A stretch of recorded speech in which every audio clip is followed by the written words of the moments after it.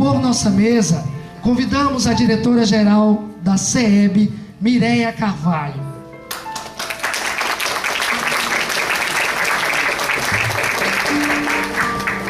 Convidamos também os palestrantes de hoje, Nazil Canari Júnior,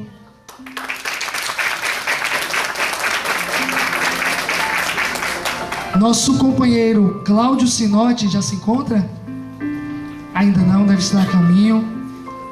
E nosso companheiro Francisco do Espírito Santo.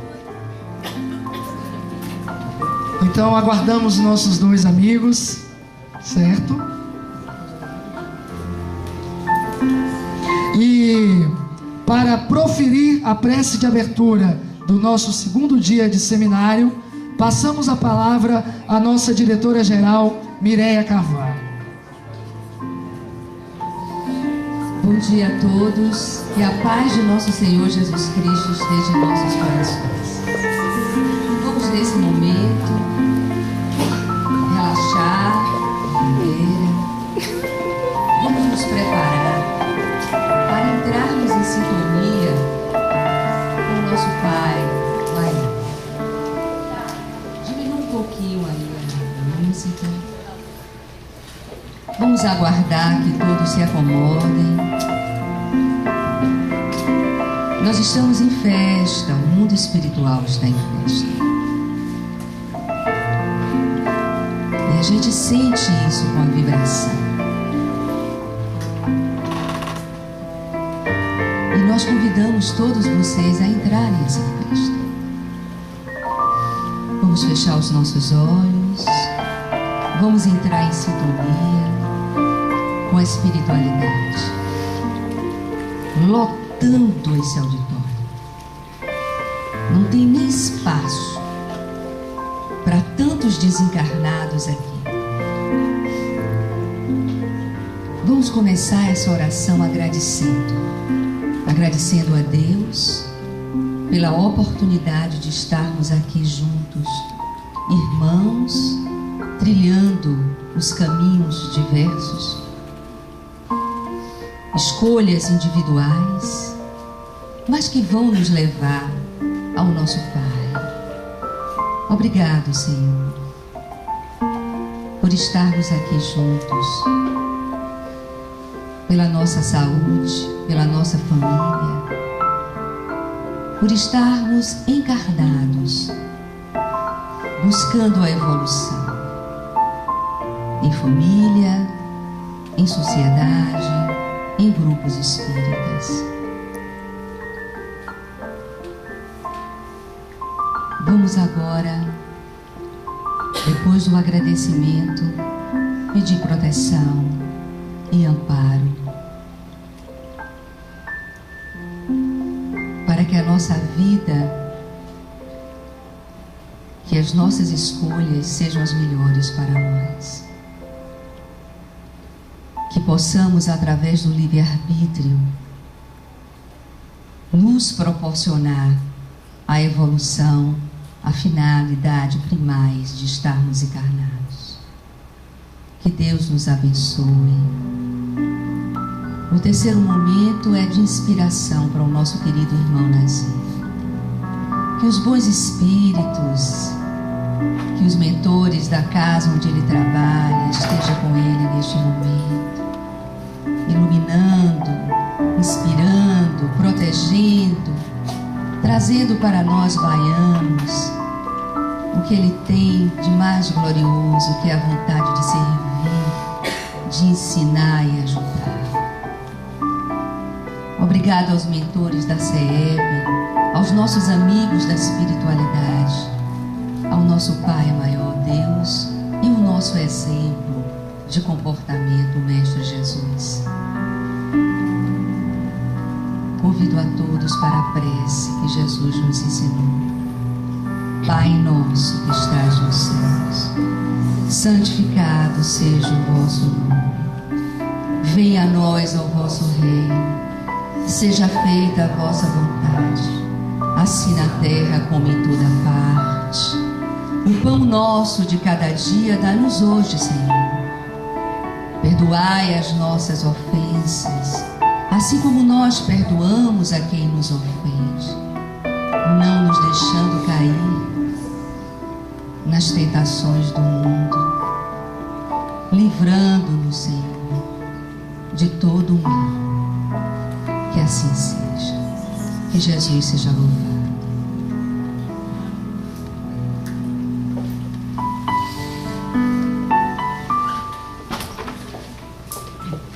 Muito obrigado, Mireia. Senhoras e senhores, ao final de cada palestra do dia... Eu vou te dar um pouquinho de trabalho, tá ok? Não vou ficar bem no ângulo que você talvez queira. Que a paz seja conosco. É um prazer enorme estar aqui, embora seja bom que registre, sou um caído no evento. O convidado original, do qual sou indigno em substituir, é o meu companheiro de casa, Richard Simonetti.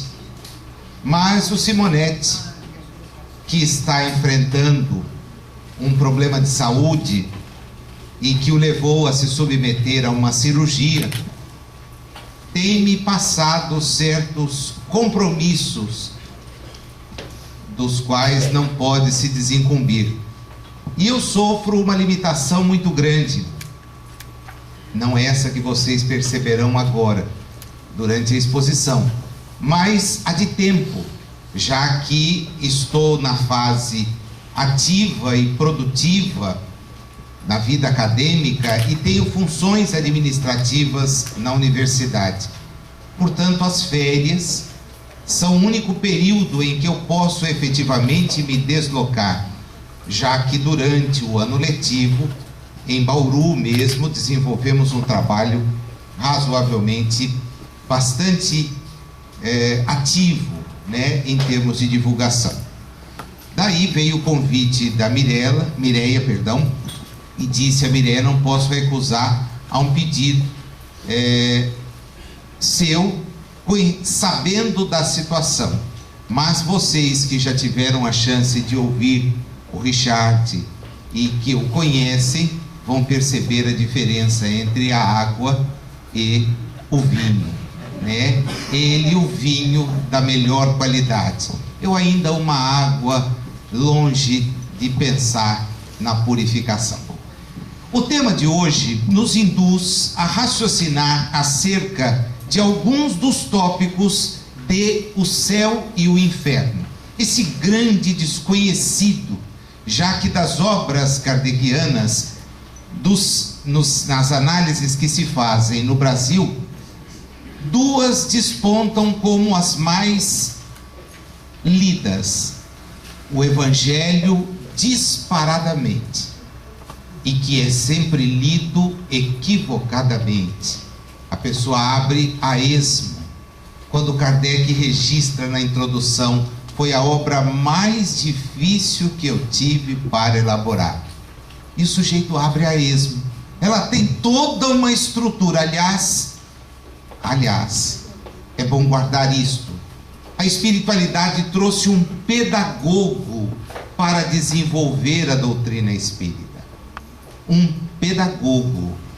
Ela não quis um filósofo, embora ele fosse. Ela não quis um erudito no sentido do conhecimento próprio. Ela trouxe um pedagogo. A segunda é o Livro dos Espíritos. Eu não vou dizer do Livro dos Médiuns, porque nem os médiuns o estudam. A Gênese, que as pessoas temem só do nome. E aí vem o céu e o inferno, que... Vocês querem conferir o horário aí, só para me dar essa informação? Qual é o horário agora, nesse instante? 9h25. Há 150 anos atrás, 2h30 antes dessa, a livraria Danty, em Paris, abria as portas e exibia na vitrine o céu e o inferno, ou a justiça divina segundo o Espiritismo. Na França agora são 14h30. E no início da tarde o livro estava lá. Kardec, para desenvolver o seu trabalho, usa a introdução do Livro dos Espíritos. Sim, há uma introdução que tem no item 6º informações precisas sobre aquilo que nós precisamos refletir. As doutrinas religiosas em geral, todas elas acreditam na alma. Pode procurar, mas nenhuma fala do espírito. Na alma. A alma é um termo complicado. Voltemos à introdução do Livro dos Espíritos e veremos. Não há uma uniformidade. Detalhe, todas as denominações religiosas aceitam a vida pós a morte. Nenhuma, da maneira como faz a doutrina espírita, se reporta à pré-existência da alma. E é a pré-existência a chave. Porque se eu pré-existir, e isso é uma verdade, eu vou sobreviver. Donde o temor da morte, que é o objeto do nosso estudo agora cedo, desaparece. Eu já existia antes da existência. Logo, vou continuar a existir após ela. É lógico. É lógico. É essa racionalidade que vai fundamentar a obra. O livro aparece lá em 1865. O volume era impresso com letra tipo 12, um referencial que nós temos hoje talvez no jornal, em algumas notícias do corpo do jornal. Era um livro pequeno, 500 páginas, uma edição diferente da que nós usamos. A edição traduzida por Manuel Quintão, que é a primeira a aparecer no Brasil, ela é diferente da edição primeira de O Céu e o Inferno. Havia uma mudança com alguns capítulos refundidos.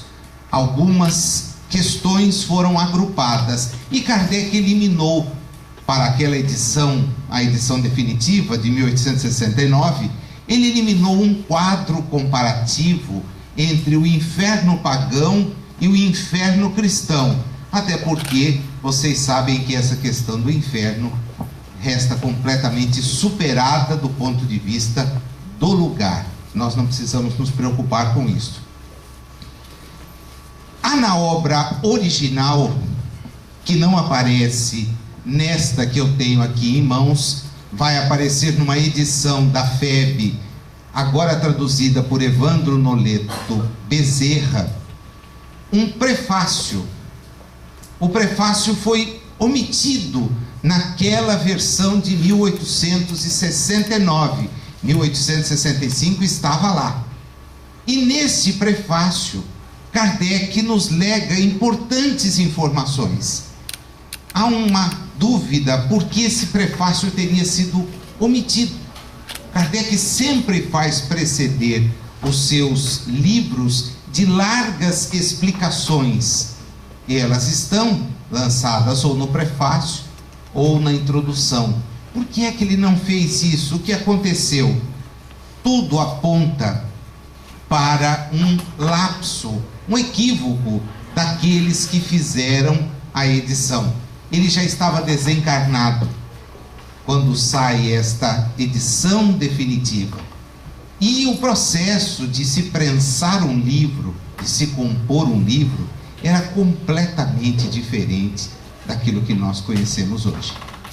Então, esta possibilidade é a mais concreta, porque quem traduziu a obra toda, como é o caso de Quintão, como o caso de Herculano Pires, ou aqueles que o assessoraram, como o caso de Salvador Gentili, não teria por que não traduzir um prefácio.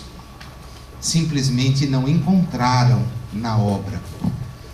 Diz-nos ele: reunimos todos os elementos destinados a esclarecer o homem quanto ao seu destino, e nada do que foi colocado aqui é fruto de uma teoria. Quando eu soube que nós teríamos a abertura do trabalho ontem, com a apresentação de uma peça sintética mais profunda, vi que o espírito da obra foi bem interpretado por aqueles que me convidaram, porque a obra foi escrita de trás para frente e não de frente para trás. São os 66 depoimentos da segunda parte, quase 2/3 da obra, que justificam a primeira. Ele não precisava ter escrito a primeira parte, porque ele vinha publicando os depoimentos daqueles espíritos, e ele não se perguntava mesmo onde estavam, ele se perguntava como estavam. Kardec é metódico ao excesso, ele não troca expressões. Então, como você está?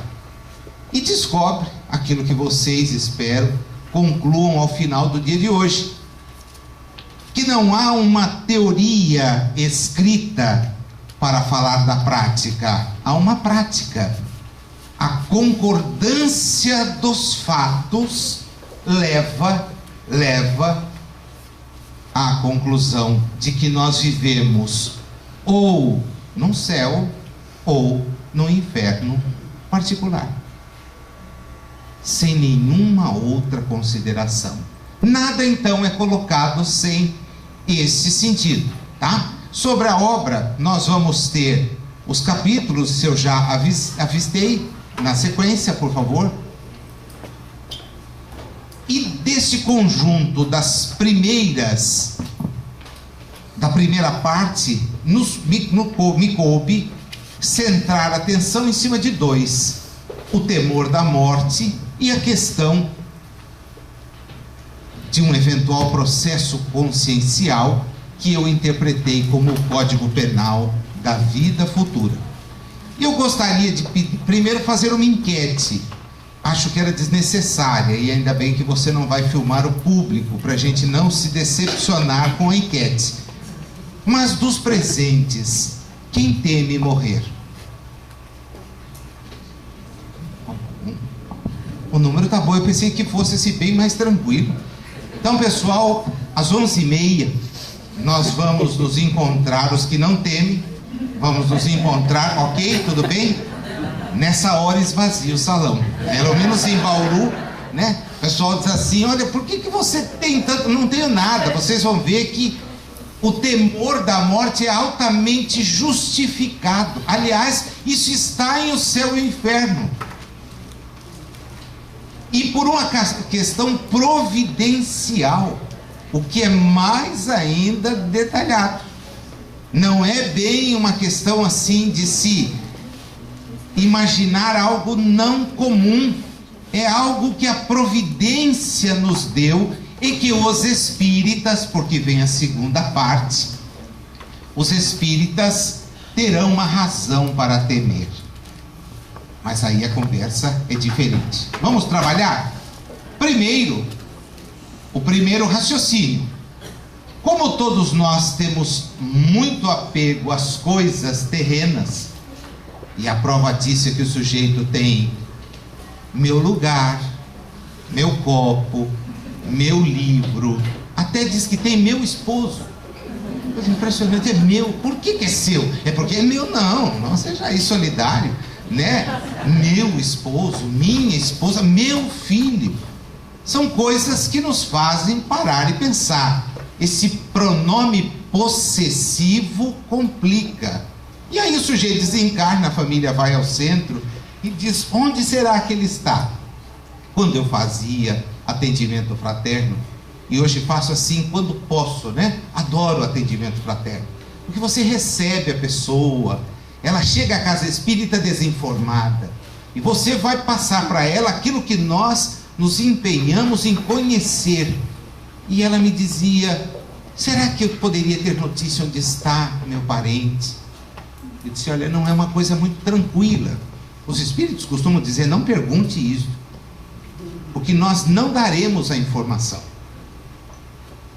Se já é uma instrução, estou quieto, né? Mas eu sempre, para facilitar, pergunto: ele tinha lugar para assistir a TV? Isso tinha. Era aquele lugar que, enquanto tinha alguém sentado, ele não entrava na sala. Era exatamente assim. Na hora de almoçar, se tinha alguém no lugar dele, ele corria, sentava-se em outro, sorrindo? Não, ficava emburrado, andando para um lado para outro. Ele usava muito a expressão nossa casa, nosso carro. Não, era tudo meu. Então ele está em vosso lar. Aquela comunidade, vosso lar. Está lá no vosso mesmo. Não saiu de lá. E se saiu, está perdidinho. Porque onde está o vosso tesouro, aí estará o vosso coração. Então Jesus já nos dava a dica. Agora, esse temor da morte, que ninguém precisa ficar preocupado, ele é fruto da necessidade da conservação. Nós pedimos tanto a oportunidade de reencarnar e precisamos tanto dela, que o instinto de conservação, uma das leis naturais estudadas na parte 3ª do Livro dos Espíritos, nos conduz a isto. Então, enquanto a gente não está suficientemente esclarecido sobre a vida futura, puxa, aí isso é necessário.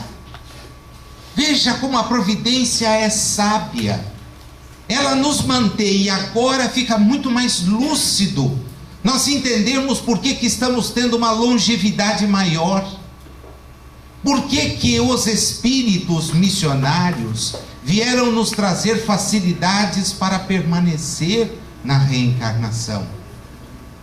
Há 1,5 séculos atrás, a perspectiva e expectativa de vida na França, lá em Paris, onde o livro foi lançado, estava muito distante da perspectiva dos países não desenvolvidos de hoje.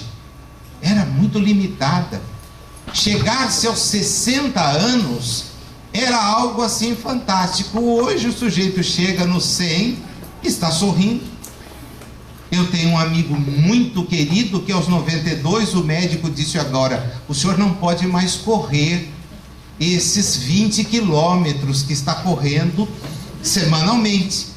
E ele disse assim para mim: os 15 posso, né? Disse ao médico: tranquilo, 15 pode. Então ele mudou o trajeto e está correndo 15 aos 92. Por que isto? Ora, não é para que nós vivamos o materialismo, e aí está o nosso equívoco. É para que nós tenhamos condições de entender a vida futura, para que nós aprendamos. Veja que é todo um concerto. Os espíritos não nos trouxeram mais pessoas inspiradas. Não há mais a ideia de um livro sagrado que é incoerente em si, porque é fruto de inúmeras manifestações.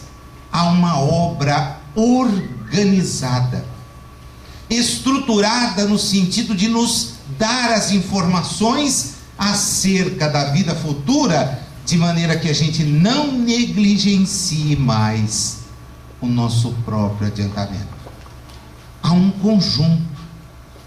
Nós estamos longe de entendê-lo, mas na medida em que vamos percebendo a sua presença, assim, na medida que o homem compreende melhor a vida futura, nós estamos então esclarecidos do que aqui viemos fazer. E o temor da morte diminui. Vocês perceberam o finalzinho da frase? A gente deve aguardá-la, então, de maneira calma, resignada e serenamente, porque ela chegará a todos nós. chegará a todos nós. Preparar-nos para isto não significa renunciar ao mundo, é o contrário. Significa viver no mundo sem se apegar ao mundo. Sem se apegar ao mundo. Para libertar-se do temor da morte, nós temos que encará-la então do seu verdadeiro ponto de vista. É a ideia que aquelas 66 entidades lhe repassaram e ele sintetizou. Vocês continuam? Continuamos. Puxa, então a sobrevivência você fica tranquilo, porque ela está aqui. Somos as testemunhas da sobrevivência à morte do corpo. Nós somos as testemunhas disso. Se houvesse uma, já seria muito importante. Mas o número passava das centenas. Ele agrupou os casos nos que estão na segunda parte, deu o céu e o inferno. E o fez com um propósito muito claro. Ele nos quer demonstrar que é possível avançar até o ponto de nos desprendermos da matéria. Esse é o processo evolutivo. Quando nós conseguirmos abrir mão desse apego que hoje é exacerbado, e o grande inimigo do espiritismo é o materialismo, não são as visões religiosas. Nós temos muitos pontos em comum. Toda a nossa objeção é o materialismo. Aquele que o sujeito às vezes diz, tão equivocadamente como o outro, quando vai a um velório, morreu, acabou. Esse é o materialismo. A pessoa então não precisa mais ter nenhum tipo de precaução. Também é equivocado aquele outro, foi para algum lugar. Às vezes não. Foi não. É bom parar e pensar. O temor da morte só existe para quem não tem noção da vida futura. Mas não é qualquer noção. Quem tem uma noção insuficiente. E aí então o sujeito quer fazer o quê? Viver. Viver por quê? Porque a pessoa, na medida em que vive, vai tentando superar. As religiões não ajudam nisso. Primeiro, porque colocam essas pessoas que morreram numa região acessível só ao pensamento, quando na verdade os espíritos estão conosco. Nós estamos separados vibracionalmente da realidade espiritual, mas ela está aqui, não é um lugar além daqui. Nós é que estamos apartados disso. Achamos a sintonia vibracional dos nossos espíritos, ingressamos numa nova reencarnação. Mas os nossos espíritos não estão na reencarnação anelados a nada. Estamos em contato com isso, somos o tempo todo influenciados e influenciamos.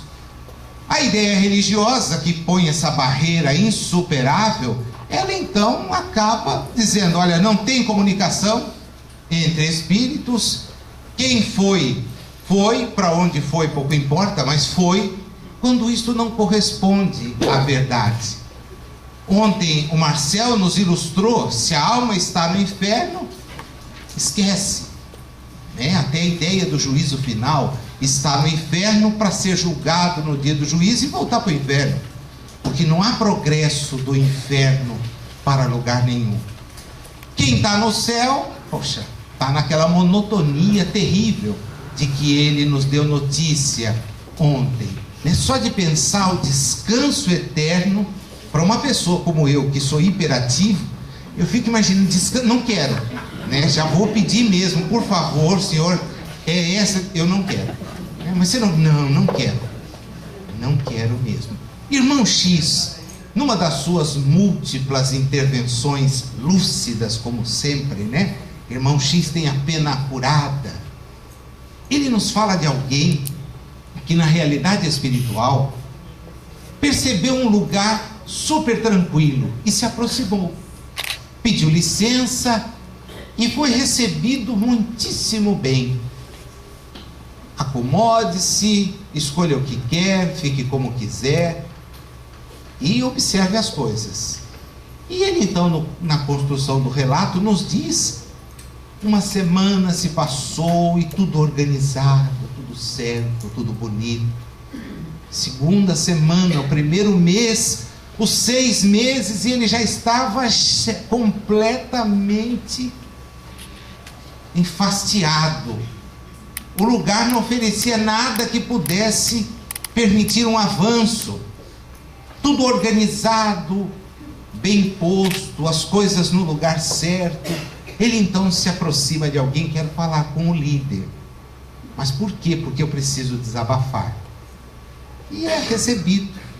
Diz: meu amigo, eu sei que devo ter méritos, não muitos, mas sei que os tenho. E eu vim aqui para apresentar um pedido. Eu gostaria de deixar esta região. Poxa, mas por quê? É tudo muito organizado, tudo muito certo, tudo metódico. Eu gostaria, sinceramente, de ir para um lugar diferente. Pois não. Vamos examinar, ver se isso é possível. Mas o senhor quer me dizer qual é a razão por que quer sair daqui? Ah, meu amigo, eu quero ir para o inferno, porque isso aqui é muito monótono. Ao que o Espírito então lhe diz: mas você está justamente no inferno. No inferno, sim. Você acha que isso aqui é o céu? Você nunca ouviu falar de Jesus? Eu e o Pai trabalhamos. Portanto, a monotonia é própria do espírito imperfeito. O comodismo é do espírito imperfeito. O espírito perfeito em busca da perfeição é ativo. Ele está o tempo todo sintonizado com o que fazer, não em benefício próprio, porque é aí que nós descobrimos que podemos crescer, quando vamos em benefício dos que estão à nossa volta, quando nos esquecemos, e aí então avançamos. Sair da monotonia, da paralisia, é sinônimo de avanço. Portanto, o inferno, na visão do irmão X, é um lugar pacatíssimo.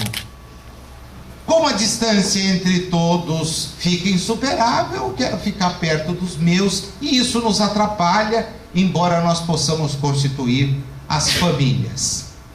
Para que a gente possa então entrar na parte mais dinâmica da nossa conversa, 2 perguntinhas básicas para a gente nunca esquecer. A de número 600.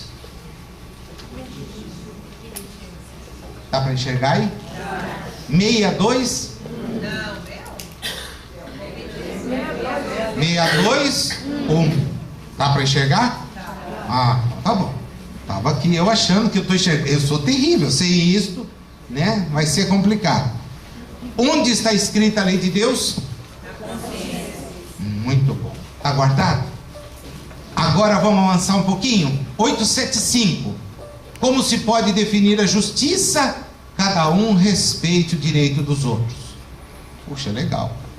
Isso é tranquilo. E o que determina esses direitos? Depois de uma longa resposta, o Espírito termina dizendo assim: nem sempre, pois, e acorde com a justiça, o direito que os homens prescrevem, nem sempre, na vida particular, há uma imensidade de atos, unicamente da alçada do tribunal da... É aqui que a gente vai então trabalhar. Código Penal da vida futura. Tem um Código Penal? Tem. Um célebre antropólogo cubano, o professor Ortiz, Fernando Ortiz, teve acesso à obra espírita. Antropólogo não materialista, mas jamais espírita. Fernando Ortiz escreve um livro, hoje em edições cada vez mais escassas. Tem sido um problema que ontem o Marcel também tocou. As obras boas estão ficando escassas. As obras profundas estão cedendo lugar a um mediunismo barato, sem sentido.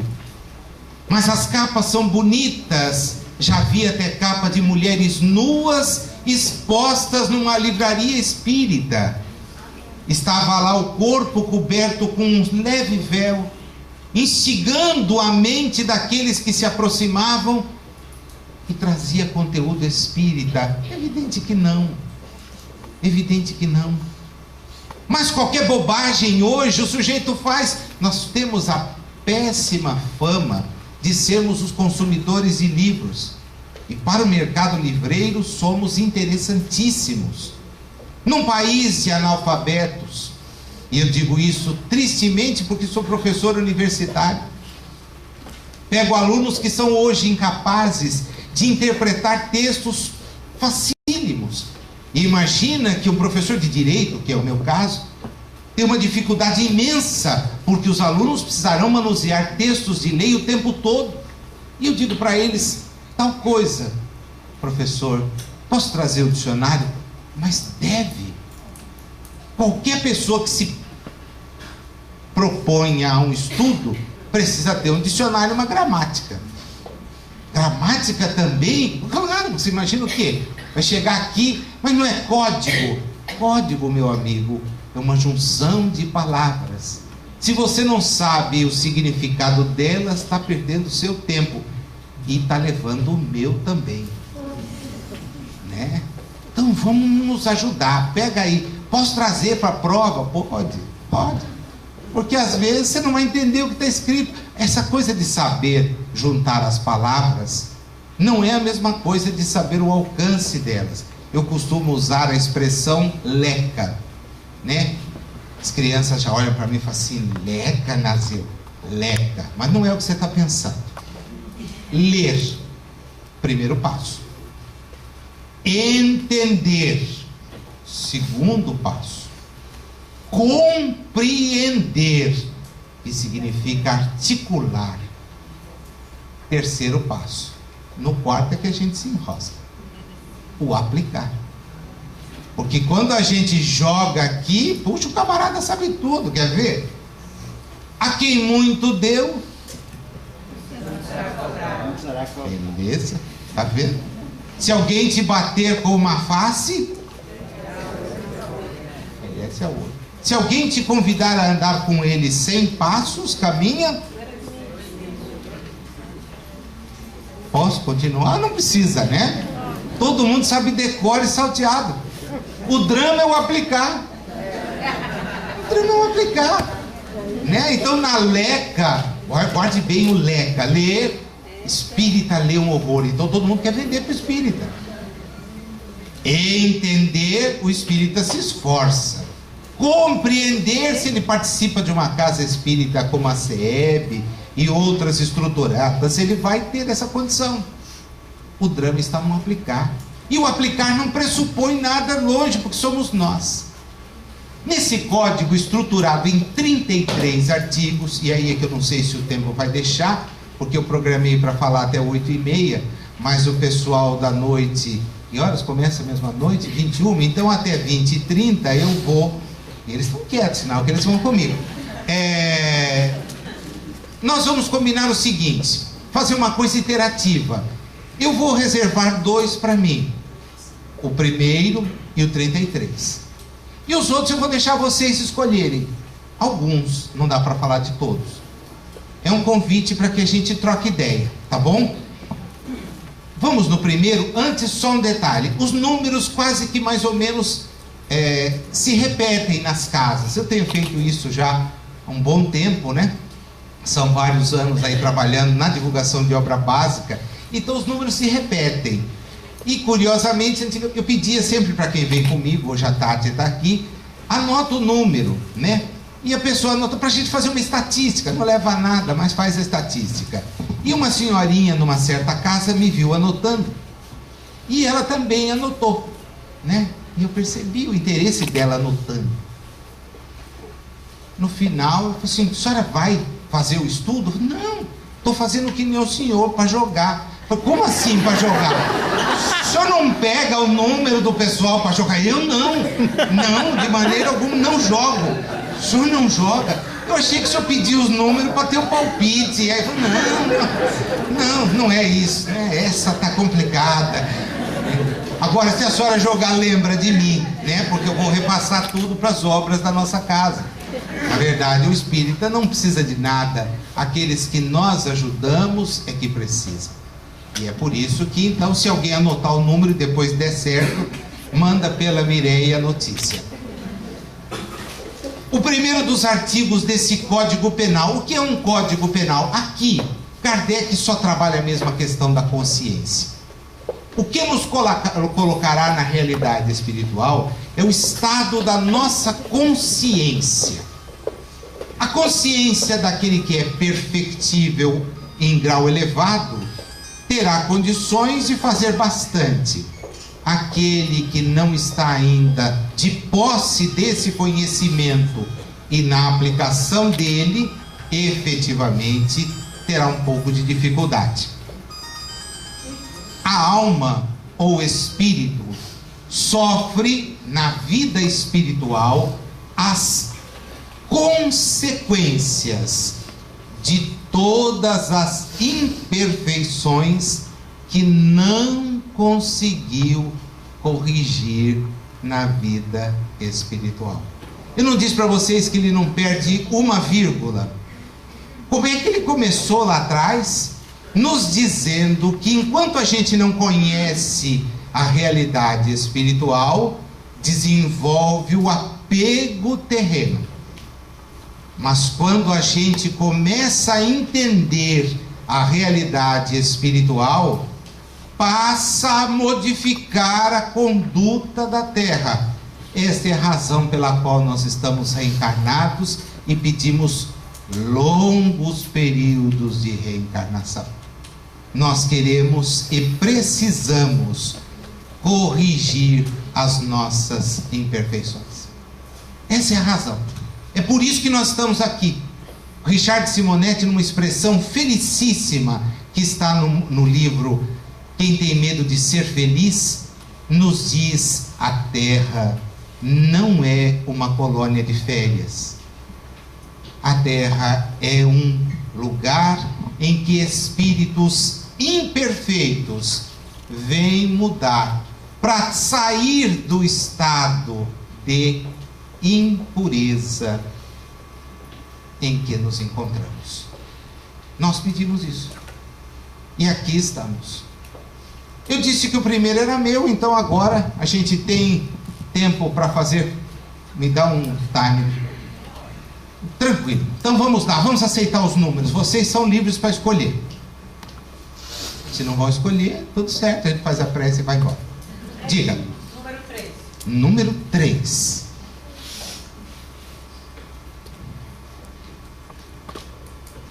Quando aparecer essa tarja amarela aqui, não significa fica atento que a coisa vai cair. Não. É muito maior, tá? Eu só pus a síntese para o raciocínio. Não há. Querem ler para mim? O que está escrito lá? Vamos voltar? Uma Imperfeição da alma. Volta um pouquinho. Única imperfeição. Guarda a palavra única, que não importe funestas, dolorosas e inevitáveis consequências. Como é que é? Puxa, mas é uma tragédia. Não há uma só qualidade boa que não seja fonte de um gozo. Como é que é, Nazil? É exatamente isso. As nossas imperfeições acarretam sérios problemas, mas as nossas perfeições nos conduzem à melhoria. Quer dizer que nesse jogo, o que eu preciso fazer? Qual é a regra? Buscar as perfeições. buscar o crescimento. Esse é o jogo. Com o meu passado, eu não tenho outra coisa, eu tenho que me ajustar. Mas o meu futuro eu estou construindo agora, num tempo que diz: aquele que pensa tem o nome de presente. É um presente que está à nossa disposição para construir o amanhã. Eu trabalho. Há um tempo atrás, a nossa casa é uma casa grande, né? Não significa que tenha senzala, mas é grande, casa grande mesmo, com 600 pessoas no salão. É uma loucura quando a gente tem exposição. E eu, num domingo, os meus dias de trabalho são os domingos, pela manhã, né? A exposição minha, todo domingo de manhã. Eu propus um programa: não vá dormir sem fazer alguém feliz. Não sei de onde que eu tive essa ideia, alguma entidade pouco, faça essa... E eu fiz: olha gente, não vá dormir sem fazer alguém feliz. Falei isso uma semana, na semana seguinte insisti, e aí uma menininha no final do encontro: Nazil, puxa, veio, ai que maravilha a sua ideia. Qual, meu bem? Essa de fazer alguém feliz. Puxa, que bom, deu certo. Eu falei assim: ótimo. Olha, fui no shopping, comprei uma bolsa, um sapato, eu fui com a mamãe, eu já não fiz juízo, falei: que gracinha. Eu falei: ficou bem na sua mãe? Eu falei: não, eu levei a mãe e falei: ó, o Nazil disse que era para fazer alguém feliz. Falei: caramba, você falou errado, Nazil. Eu falei: meu bem, acho que não era isso. Não, hoje você não atrapalha, porque peguei minha tia, né, e vou com a minha tia. Ela estava trazendo gente no centro. Ouve o Nazil, faça alguém feliz. Eu falei: não é a nós. Nós temos que fazer feliz ao outro. Como assim? Eu falei: você vai ter que juntar suas economias e dar o presente para a mamãe. Não é ela me dar? Sim, ela pode até ir retribuição, mas não é esse o objetivo. Na semana seguinte, então, eu tive que corrigir. Olha, faça alguém feliz, mas não você mesmo, entendeu? Porque a prática está ficando, né? Olha, traz meu café, o Nazil pediu para você fazer alguém feliz. Não é assim, tá? A soma das penas na realidade futura é exatamente essa: imperfeições com perfeições. Então, como é que vai estar o meu espírito? No céu ou no inferno? Agora o detalhe: não precisa esperar chegar lá, basta fazer agora. Não tem necessidade de esperar nada, basta fazer. Então, outro número: 6. O pessoal que é ordeiro vai na sequência. Tem gente que fala para mim: 31. Nossa, o 31. Voltei.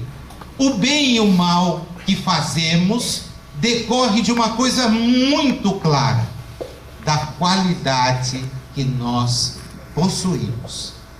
Então, por que eu não faço bem? Segundo Kardec, porque nós temos imperfeições.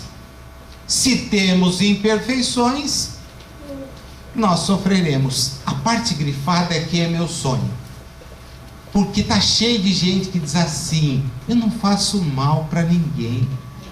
Quer ver como numa estatística é fácil comprovar?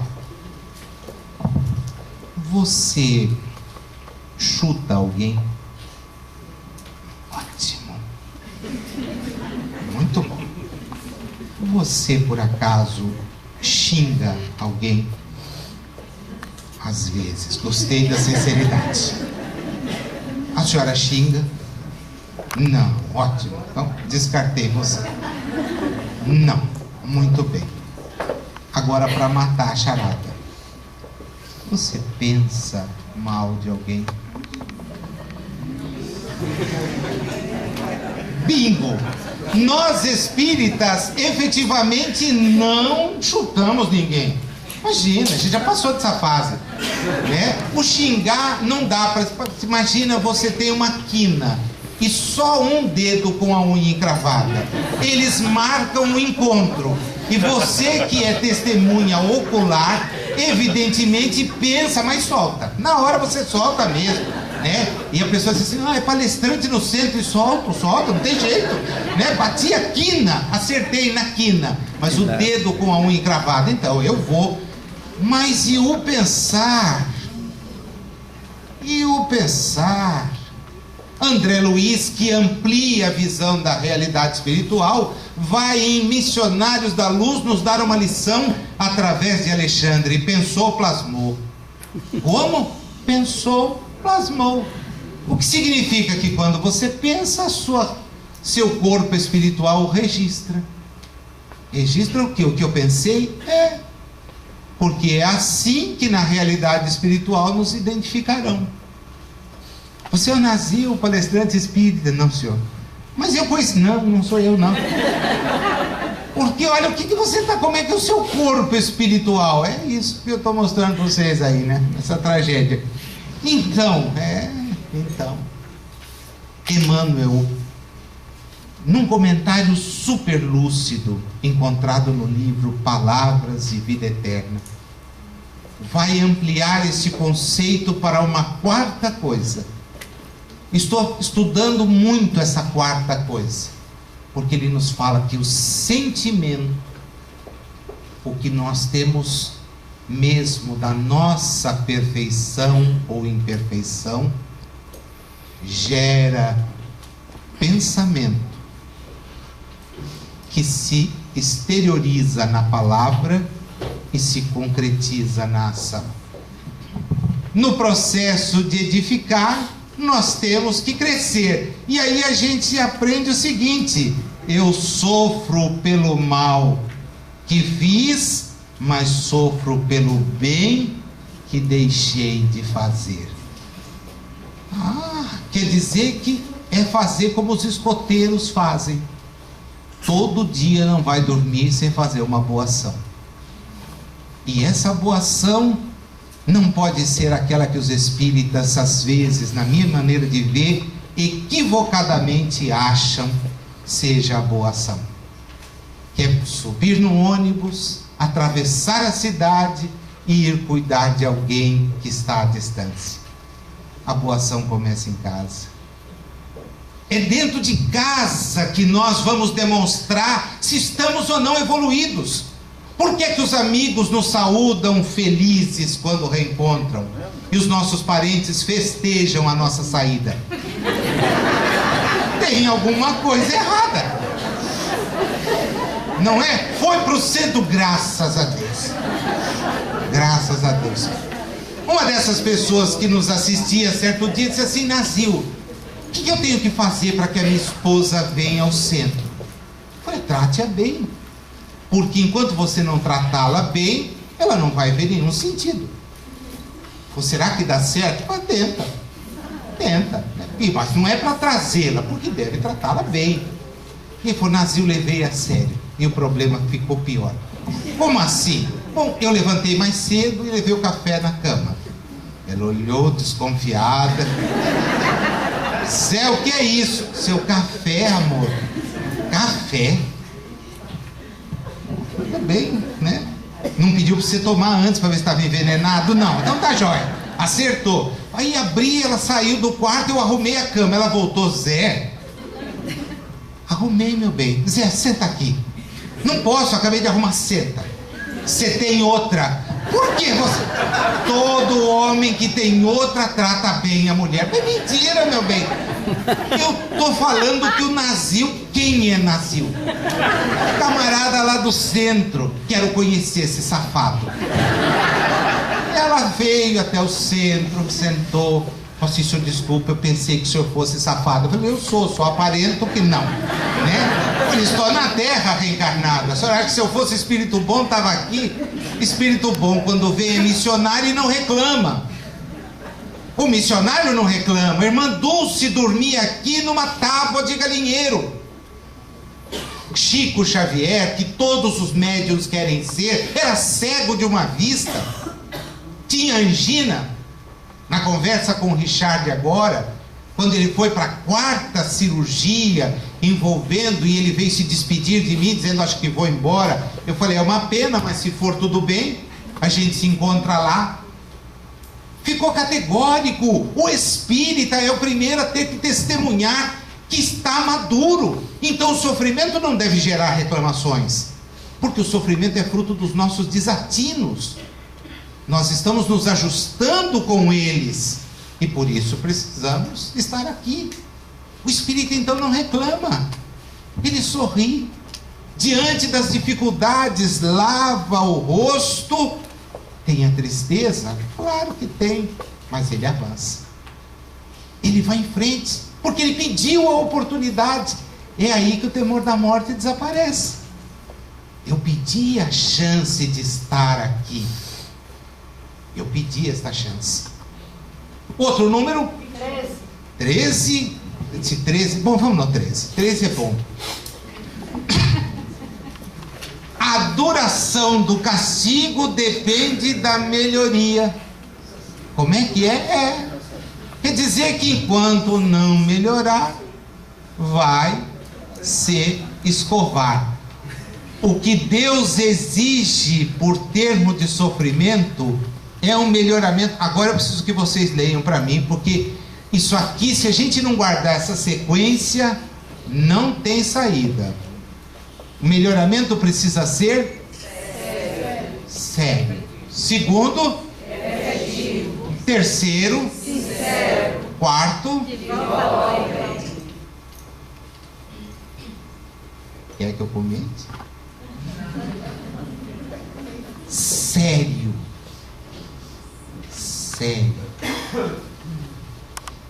Eu vou sério. Efetivo. Sincero. Sincero. Não mais convenções. Porque se eu fizer isto, bem, o Espírito é sempre o árbitro da sua própria sorte. Não foi Deus? Imagina. A inteligência suprema, a causa primeira de todas as coisas, que está fora da realidade, princípio material, princípio espiritual, não tem nada a ver com isto. Esquece. E é complicado para as pessoas entenderem isso. Somos os construtores da nossa sorte. Se a gente quiser prolongar, é só não se emendar. O Código Penal da vida futura não é bolinho, me dá referência do tempo. Então eu tenho 23. 21. Está anotando o número depois para mim passar? Ótimo. Esse aqui é melhor eu não ler, não é? Vamos passar para o outro? Vamos para o 22? Porque esse aqui, o sujeito, depois que conhecer isso, vai ter que pensar duas vezes. A responsabilidade das faltas é toda pessoal. Quer dizer que eu não sou por ninguém. Eu estou então passando por aquilo que você semeou. Mas eu não me lembro. Então, abençoada reencarnação. Não fosse ela, capítulo 5, Evangelho segundo o Espiritismo, na tradução correta, não nessa que está aí, solta, que é do bem-aventurados os aflitos. Jesus não conhecia a palavra, até se conhecesse não usaria a palavra maquerói, que vem do grego nessa tradução, bem-aventurados. Jesus era hebreu, falava aramaico. E aramaico, a palavra é asherei. Sabe o que significa isso? Troca. Em marcha. E agora você vai olhar aquele capítulo 5 do Evangelho de Mateus, ou as aberturas das frases do Evangelho segundo o Espiritismo, e vai entender: em marcha os aflitos, porque serão consolados. Em marcha os que têm fome e sede de justiça, porque verão a Deus. Isto é, se nós somos responsáveis, por que estacar? esperando que alguém resolva por mim, não. Ponha-se em marcha.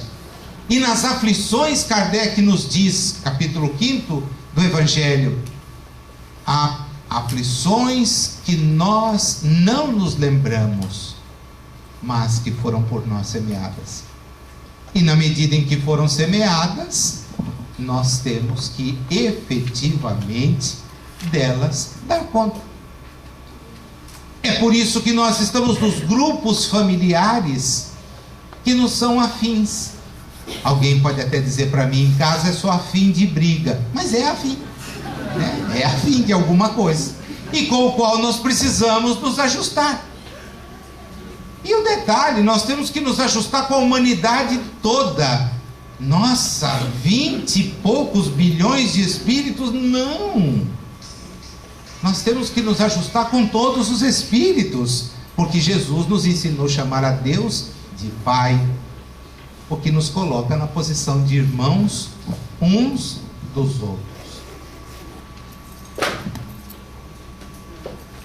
Ele termina falando do suicida, mas é um capítulo à parte, tá? Fica para o encontro de 2020. Me dá o último antes do 33. Oi? 19. E depois nós vamos ao 33.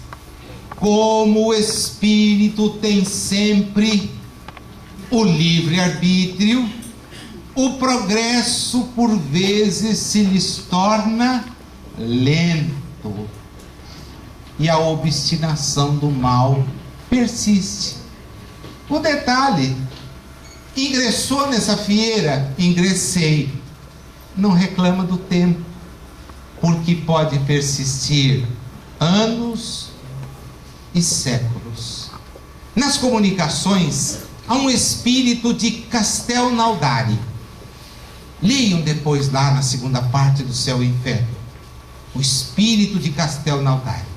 Quando Kardec publicou sobre esse espírito na revista, ele ficou chocadíssimo, tanto que ele evoca esse espírito e ele não consegue entender, até que uma hora ele perde a boa e diz para o cara: escuta aqui, meu, você está lá há quanto tempo mesmo?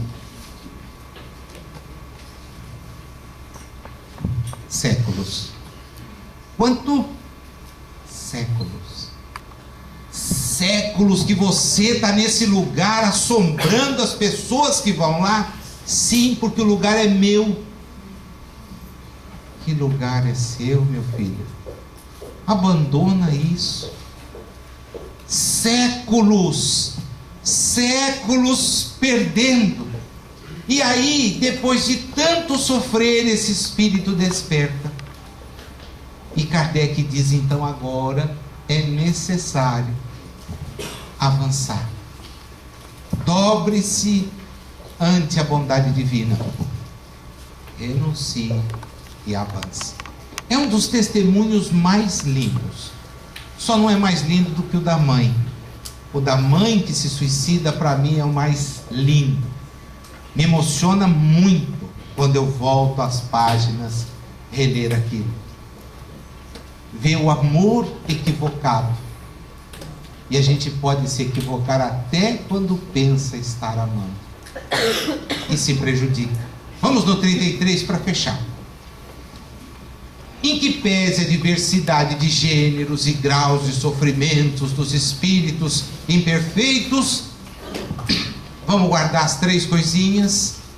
Primeiro, o sofrimento é inerente à imperfeição, o que significa nós sofremos porque somos imperfeitos. Eu quero parar de sofrer, é só evoluir.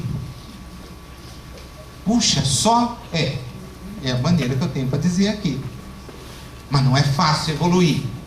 Toda imperfeição, assim como toda falta, traz consigo o próprio castigo, inconsequências naturais e inevitáveis. O que é a moléstia para nós? É fruto do nosso excesso. Morre-se muito mais de excesso de comida do que de falta dela. Essa é uma realidade dos nossos dias. Ah, mas tem gente que morre de fome. Não. Tem gente que morre de muito comer e não olha para mim com esse olhar. Terceiro, o tal do cara ficar olhando para mim, não sei porquê. Só como folha. O problema é a quantidade de folha. 1 quilo de folha é a mesma coisa que 1 quilo de qualquer coisa. Podendo todo homem libertar-se das imperfeições por efeito da vontade, a questão do posso e do quero. Você pode fazer? Posso. Agora você quer fazer? À vontade. Pode igualmente anular os males e assegurar uma felicidade futura. E olha Jesus fechando: a cada um segundo as suas obras.